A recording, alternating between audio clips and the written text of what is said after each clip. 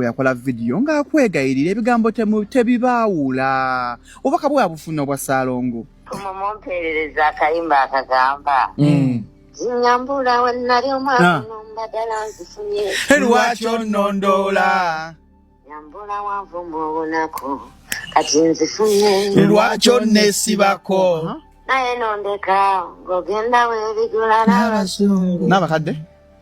n'abazungu abalina ssente tekawo bazubeeda abalina ssente Ulira balinamu n'obumundu. He used to be my guy, one and only, you love my way. Naye anye ubaka obuyisa walala kugambye oyogerera mu ngero tusomera mu bbaasa. SB4 lekera okozesa kaadi ya Nsambya Furniture gye yakozesa kubanga gwe ensonga zo za njawulo zaawukanamukko. Abasajja balina omuze guno gw'okujja nze sijja kwogera nnyo ku mukyala wange ne weefuula nti gw'oli okke ne weefuula omulungi naye ng'ate naawe there is something fishy on your side. Ndi musajja muno naye nsobola okwogera amazima ne nkugamba nti you overdid it with Mama Fina newankubadde nti oli ogamba nti akutwala nga mwana we ne nze nange musajja muno nina wentunulira ne ngamba naye wano mwakisussa. You overdid it. Gwe omuntu n'abeera nga akutwala nga mutabani we naye ng'alina emikolo gy'abeerako n'agamba bebi wange aliwa bebi wange what mubeera ku nyonyi mutambula like it's too much. Kwanze ne bwadde n'omukazi wange there are some levels of friendship ze sitasobola kugumira ng'alina mikwano gy'emisajja ne bakisussa. So togenda kwelimbikamu ekyo ekyokugamba nti gwe you are reserved, you respect privacy, tojja kubyogera. There is already something fishy waliwo kyemukweka ate ensi yakiraba ddanga ne bino tebinaba kujja nga ne Anna tanaba kuvaayo kwemulugunya oba kwogera kintu kyonna fe abamu twali already nga tulaba obeera nnyo ne Mama Fina okusinga mukyalawo ate ne bino byonna bwe byazze tolina bwe wadifendinze mukyalawo odifendinga Mama Fina.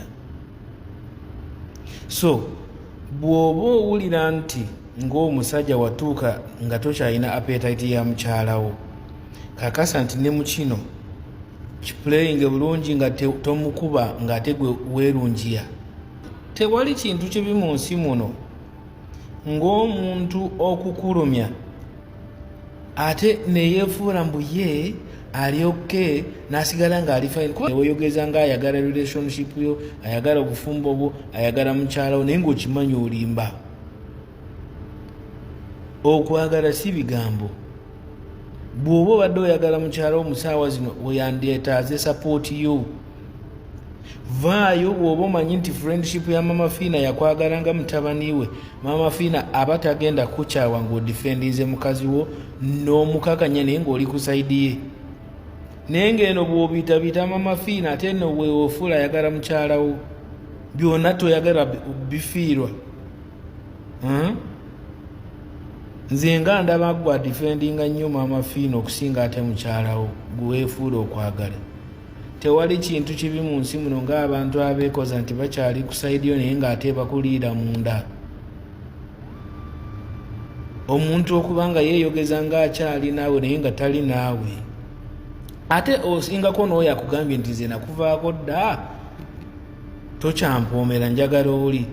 Kiba kimala. The biggest hypocrisy in this life, especially to do with love, is for someone to pretend like they are still loyal to you when naawe n'osigala ng'oli loyal to them naye nga bo bamovinga dda on. Ate ekyo kintu kya buyaaye because you are obtaining this person's trust by false pretense. Omuleetedde okulowooza nti mukyazimba wamu, mukyali husband and wife, mukyakola wamu naye nga gwe watambula dda. Ate nze nkimanyi abasajja nga SB4 aba yayingira mu relationship ne Antaira ng'amanyi waali kiviiramu. Obudde bwatuuka n'afuna gw'alina okukiviiramu naye ate ne yeefuula nti omukyala kyamwagala. Obwo buyaaye bubbi. I don't really celebrate that. abakazi mu Uganda batubeererawo ku nsonga ya nsambya furniture kati ku kino bakitubanja tulina okuyimirira ne ana bw'oba tomwagala it is okay, it's not a do or die naye ate muwe chance esobola okumuyamba okuyita mu kino nga teweefuula gwe omulungi ensi nesigala ngero abaana batandise n'okuvuma bizinesi ye nze nandibadde soogera singa abantu abakukkiririzaamu gwe SB4 ne Mama Fina tebavumye bizinesi y'omukyala nze nkikkiriza nti n'omukyala ayinza okuba nga alina bye yakusobya maybe nga naye tali perfect kubanga she's a celebrity ali mu limelight bakola bingi nawe oyinza okuba nga walina ensonga zo ng'olina doubts zo maybe ng'otuuse nga relationship nawe toli comfortable naate ekyokuba nti ate wafuna wasava tekitegeeza nti wano omusaawa zino oje oplaying a card esiiga oli akasa gwe neekufuula omulungi kiri unfair ku muntu gw'olinamu abaana. Those are signs of dishonesty by the way. Tosobola kuvayo musaawa zino mukyala wali mugezaako okukola business alina abaana bo weefuula nti muli wamu omudefending omuprotecting naye ng'eno by'oyogera psychologically omulabisa ng'omubi gwe ne weefuula omulungi ate eno bw'odefendinga Mama Fina n'okufiirawo. It is too bad. Aba bakazi batuuka ne bagwa mu mukwano gwe SB4 oyinza okuba nga toyagala Mama Fina and I'm not saying that yakwagala naye nze ekimanyi bisoboka byonna bye weewakana bisoboka ate gy'okoma okubyewakana gye tukoma okulaba nga ddala waliwo ekiriwo. Nze nina ka video clip ke nalaba nga Mama Fina gamba aliwa SB4 baby wange ndowooza ekigambo kyamusomoka nga takigenderedde neera ne mukikubako damage control. So nze nkimanyi it is highly possible to oyo SB4 ayinza okuba nga they are mining with Mama Fina. It is possible. Ate ne wekiba kibaddewo we shall also take it as a normal thing. Kubanga omukyala alina ssente ate abavubuka temwagala kola mwagala abo. N'ekisinga obukulu leka omukazi akaabe leka omukazi acomplaining naye atuuka akole ki nga gwe bwe weetegeka n'ogenda n'eyo yonna gy'oli kubanga bwe oyogera ensi eraga nti gwe ensi ogiraga nti oli comfortable kiba kitegeeza gwe weetegeka dda n'omovinga on ono n'omwesooka naye ekyokuba nti weefuula nti omwagala weefuula nti respectinga privacy kati awo naawe kikakatako okumuwa chance ahiringe mu ngeri ye oba yeetaaga complaininga oba yeetaaga kulamentinga oba yeetaaga kaaba muleke kuba gwe naawe gye wagenda weetegeka bulungi n'omwesookereza n'osooka ofunawo osobola okwekwata. Abantu abasinga mu relationship musooka ne mufuna gwe gy'ogenda okubeera then ono n'ojja okimukubako ate n'omugaana okukungubaga leka akukungubagire ng'eyafa. It is as easy as that. Kayogere byonna as long as naye engeri gy'asobola okuhiringamu gwe naawe bwe wawulira nti tokyali comfortable ne anteira wanoonya gye weekwata kyovala kati oyogera ng'oli mugumu oli comfortable weefuula lumwa naye nga tolumwa. So omukazi muleka akungubage atuuka akulabe ng'atabangawo musigaze kimu ky'abaana naawe osigale gy'oli kuba it is obvious gy'oli onyumirwa ate toli ready kufiirwa gye weekutte kyova olaba odifendingayo nnyo. Naye olaba mwogera yatuuse ku mmeeza ya Gabudyeri n'abalala banne bakyalaba ngeri gye bagenda musaliramu kulaba okwemulugunya kwekayunga kwabadde kutya amaziga g'abantu matuufu si matuufu ettaka yalibbanga teyalibbanga yaviirangako abantu okuyingira kabuli oba si kituufu akyalimu naye mwogeza amaanyi mwogeza essajja muganda wange bwe kibanga Kalangwa abaana balese ku nsi bano be basinga okutegeera omusajja akoze loosi era simanyi oba banaasobola okuuma emaali y'omusajja kubanga Kalangwa abalirwamu bwe tumugasigase abalirwamu sikweya mayiro 10,000 ez'ettaka alese obumyu akakadde kalamba ente 4,000 embuzi tobala bana abaana bano gino emitwe gino ginaasobola okuuma emmali y'omusajja gy'abadde akukumbye ng'oyinza olowooza agenda nayo mu kabuli. Kyakubiri agamaanyi ge mwogeze essaawa zino temwerabira omusajja omuteekayo lwakirina akantu konna kabadde asinga okwagala ke yagamba nti wano nfiirawo mukamuwa agende nako. Musiraamu eno edduniya tosobola giteekako maanyi, ensi tosobola gikungula. Leero wooli enkya toliiwo. Today you have, tomorrow you're not going to be having anything. Today you're rich, tomorrow you're going to be poor. Leero ina amagulu abiri, enkya osobola okukeera nga tolina yadde n'okumu ng'otambulira na mu kagaali. Era omusajja omugezi we yagamba nti lwakuba abantu tuli beerabize nnyo. Mwana Adamu mwerabize nnyo senga tuyigira ku nsobi z'abali abagenzi. Senga bano abagenzi bakalangwa ne besigenda kwogera senga basaavinga nga living example nti abasajja bwe bagenze ensobi ze bakola ze zinofa abasigaddewo tulongoose. Gwe n'emmundu zo ne ssente zo ebisawo bya ssente ennyumba osula mu esi bakukuuma byonna Katonda asobola okukusookolayo gwogwa omu. Nga kalangwa ye example eriwo nti double cabin yabaddemu abantu nga 67 but out of 7 only 1 fayiro ye yeri ew'omukulu mu high court. Si high court ya mweno gye mwekyangiramu kubanga abamu mwerabidde n'okwerabira. Kalangwa yagambako omuntu omu abeekayunga nti wano mu nsi wano ku dduniya wano tolina wogenda kundoopa omusango gunzike mu vvi wabula genda ewaani ewa Katonda. Bannakayunga ne beekwata ne basayininga ne basonda emikono fayiro y'omusajja ne bagisindika ewaani. Era Kalangwa yabadde ali awo fayiro ye ne bagiyita. So waba yayagala fayiro bagitwale ewa Katonda agenda awere ennembe n'omusajja. Si mubi, Katonda si mubi kwomunnyonnyola. Lwaki ettaka lya gundi walitwala ng'olina ddene? Lwaki fuuti y'omusajja wagitwala simply because oyagala kugaziwa? Oyina 5 ku 10 oyagala gifuula 10 ku 10. Instead of okwata ssente oziwooli omunaku akuviire ate oyagala musuulira kisosonkole kya ssasi. Omanyi poloti bagisanzemu ekisosonkole ky'essasi ne bamutwala eruzira bamusibye emyaka 4 agenda okukomawo ng'omukazi ne poloti byonna wabitwala. I'm not saying Kalangwa, I'm just giving an example.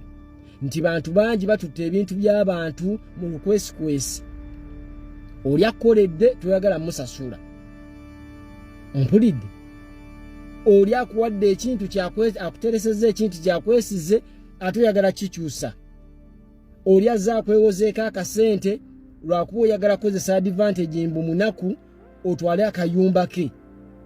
Musiraamu tubeere bamativu ne bye tulina. Oli bwajja n'akwewolako emmirikwezi n'akusingira boda ye. Make sure kuuma boda ye bw'akuwa miliyoni y'omu emitwalo 2 muwe boda ye. Abakubanga alina teyalize wuwo yajja lwa kizibu.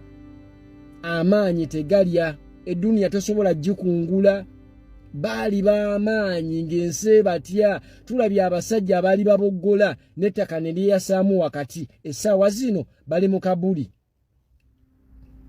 Gwe sooka weewuunye nti deddereeva bagambye yavuddemu mulamu.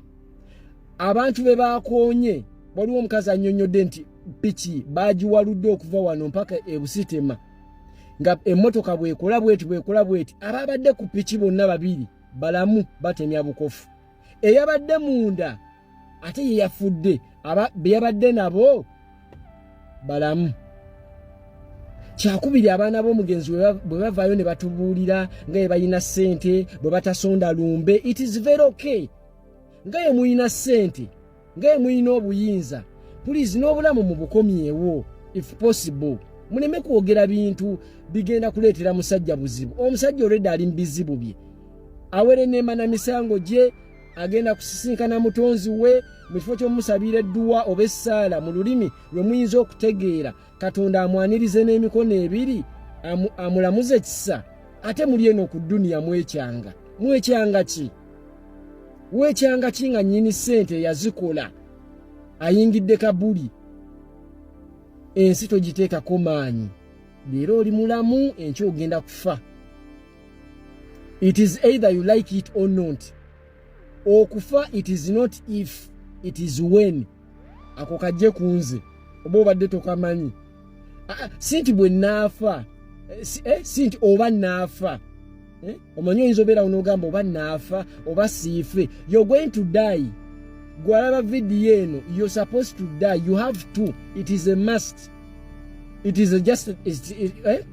just a matter of when. It can be today, it can be tomorrow, it can be the other day, but you have to. Obuyinza mu bukozesa empola temubalaata emundu eyo ereme kulowoozesa nti no tosobola kufa. Essente ezo z'olina z'osula nazo ne bana abakujajjatta yoyo waffe tolowooza nti you cannot die. Anytime you can die. Sawa yo no parkinga musiraamu. Gwe weebuuza emmotoka mmeka ezaayiseewo kalanga we yafiiridde. Era lwaki ye ontegedde ffenna tugenda kufa musiraamu naye ofudde otya. That is 1. 2 ebigambo byolese emabega kuba wetwogerere essaawa zino ekayunga omwenge bbiya kitoko walagi byonna byawedde mu mabaala ne maduuka abali b'embizi kye bagikola oba okitegedde. Why they are celebrating? I don't know why they are celebrating because sibeera kayunga, but we need to find out why.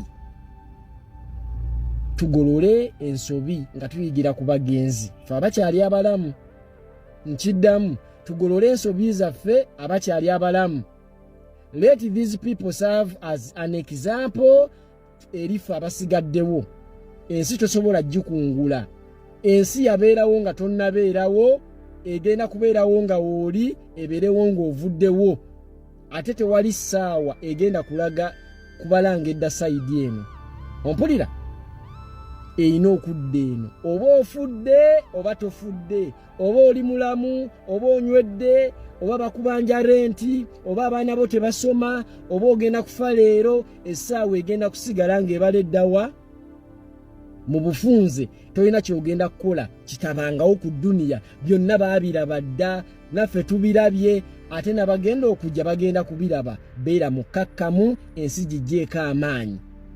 Kyova olaba omusajja omu ow'emukono gwe sigenda bagamba abagezigezi gwe bagenda otegeera. Ebyaliwo we byaliwo ne bibeerawo, yagamba nti ensi gijjeeko amaanyi. Nsigalidde kukolerera ggulu nsanga abaana bange. Yali ani oyo? That is a story for another day. Osobola omuteekawo mu comment section. Beera mukakkamu. High Court. Si High Court yammwe eno gye mwekyangiramu. Kubanga abamu mwerabidde n'okwerabira. Kalango yagambako omuntu omu abeekayunga nti wano mu nsi wano ku duniya wano tolina woogenda kundoopa omusango gunzike mu vvi, wabula genda ewaani ewa Katonda. Bannakayunga ne beekwata ne basayininga ne basonda emikono fayiro y'omusajja ne bagisindika ewaani. Era Kalango yabadde ali awo, fayiro ye ne bagiyita. So waba yayagala fayiro bagitwale ewa Katonda agenda awere ennembe n'omusajja. Si mubi, Katonda si mubi kwomunnyonnyola. Abalungi abatuwuliriza era abatulaba, olunaku olwaleero tukyaddeko ewa Sheikh Ashraf Dembe. Sebo nsanyusa okubalaba. Amannya agange Yeze Sheikh Ashraf Dembe akola ku bizibu by'enjawulo. Omuntu singa aba alina ebirwadde musomereddwa, tumuwa amazzi ga lukuya nga bw'obadde ogalaba, tugenda abantu ku kyoto ne twokya emizimu emibi egibabaamu n'okulomba edduwa. Abantu singa abeera ng'ali wano atuuse sobola okumulombera edduwa, ne waba atatuuse nga mpadde amannya ge naye ng'ali wala. Naneetaze ennamba yange yeeno eri 0701763711. Nammwe bannyinaffe abali ebweru oyagala okuba nti oyagala okulombera ku dduwa ng'olina ebizibu, viza zibuze, amaka gakolongotana, ssente zikola zimpita mu ngalo, ojja kumpeereza ekifaananyi kyo n'amannya go, ebyo byokka bijja kummala, nja kukulombera edduwa, ojja kutereera. Olunaku olusembayo mu mwezi mba n'edduwa ey'awamu ffenna n'abalwadde bange abakadde n'abapya. Assalamu alaikum warahmatullahi wabarakatuh.